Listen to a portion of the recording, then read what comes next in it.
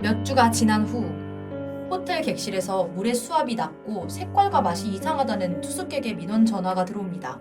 호텔 측은 옥상의 물탱크를 조사했는데 그곳에서 무서운 게 또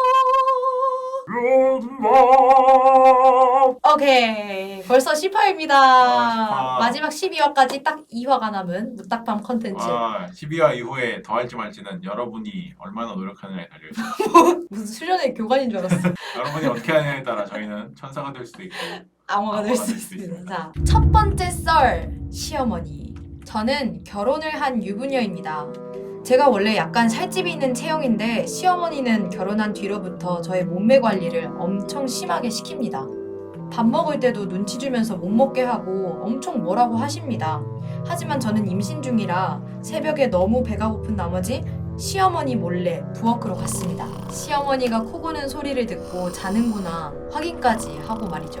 그렇게 불을 끈 채로 허겁지겁 먹고 있는데 뭔가 느낌이 쎄한 겁니다. 제가 뒤돌아본 순간 시어머니가 눈 뜬 채로 입으로 코 고는 소리를 내면서 저를 쳐다보고 있었습니다. 그때 정말 다른 공포썰 저리 가라 할 만큼 무서웠습니다. 두둥. 바로 이어서 두 번째 썰 가볼까요? 두 번째 썰, 빈집 털이 당할 뻔했습니다. 돈이 없던 대학생 시절 저는 오래된 구축 빌라에서 자취한 적이 있습니다. 저는 맨 위층인 4층에 살았고 앞은 빈집이라서 4층은 저 혼자뿐이었죠. 제가 살았던 빌라에는 다들 노인분들이셨고 아프신 분들이 많아 집에만 계셔서 자주 마주칠 일이 없었습니다. 그러니 택배 말고는 4층까지 올라올 사람이 거의 없었죠. 그러던 어느 날 평일 오후 4, 5시쯤 누군가 1층에서부터 쿵쿵쿵 하면서 올라오는 소리가 들리는 겁니다.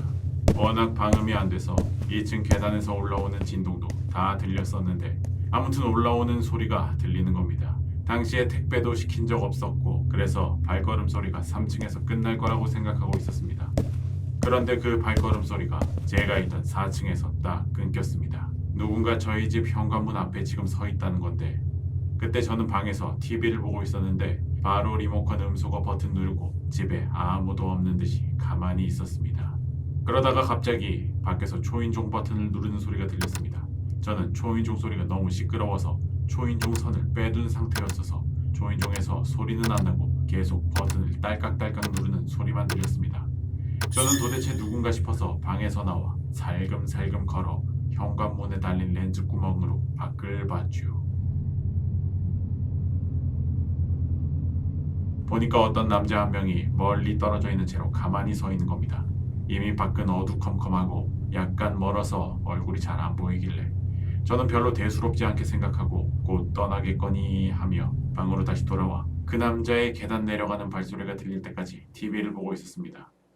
TV 보다가 발걸음 소리가 안 들리길래 다시 확인하러 갔는데 현관문 렌즈에 웬 막대기가 꽂혀있는 채로 조그만 빨간 불빛이 보이는 겁니다. 알고 보니까 현관문 렌즈에 카메라를 집어넣어서 저희 집을 촬영하고 있던 것이었습니다. 그걸 깨달은 순간 온몸에 힘이 풀려서 쿵 하고 넘어졌고 밖에 있던 그 남자도 그 소리에 눈치를 챈 건지 현관문 렌즈에서 막대기가 쑥 하고 빠지더니 계단을 황급히 내려가는 소리가 들렸습니다.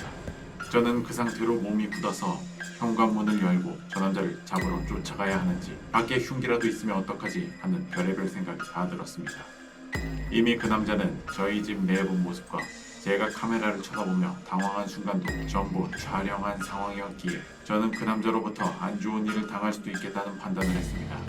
그래서 바로 다음 날에 부동산을 찾아가서 집을 알아보고 결국 이사를 가게 되었죠.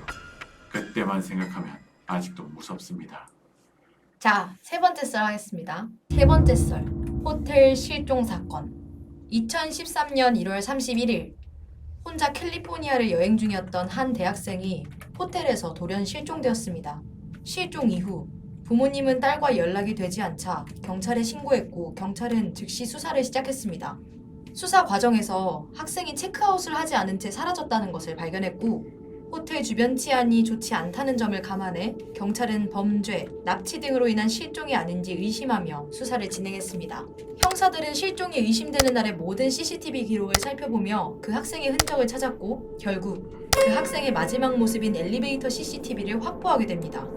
실종 당시 이 CCTV 영상이 경찰에 의해 공개되면서 세간과 언론의 관심을 받기 시작했습니다.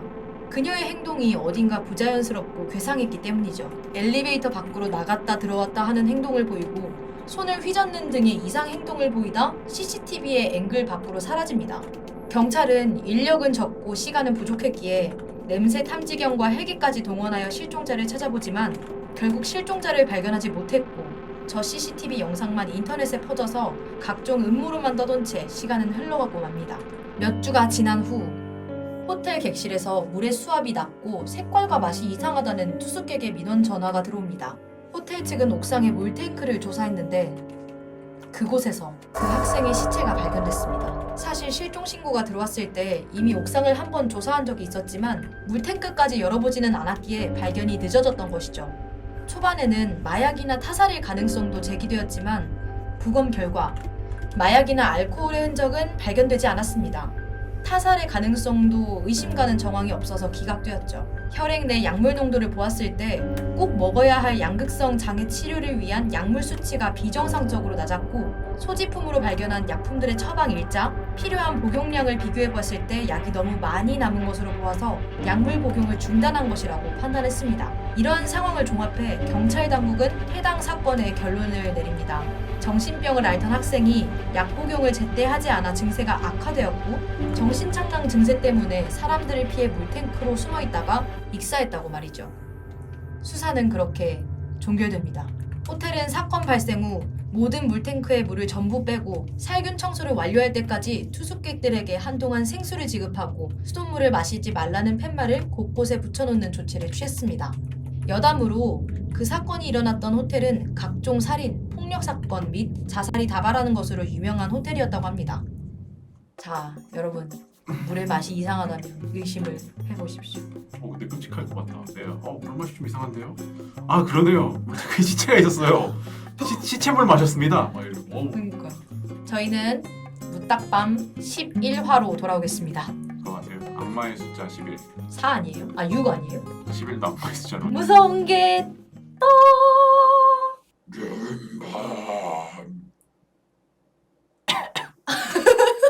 오늘도 지렸다니 지렸다 오늘도 무섭다니 무섭다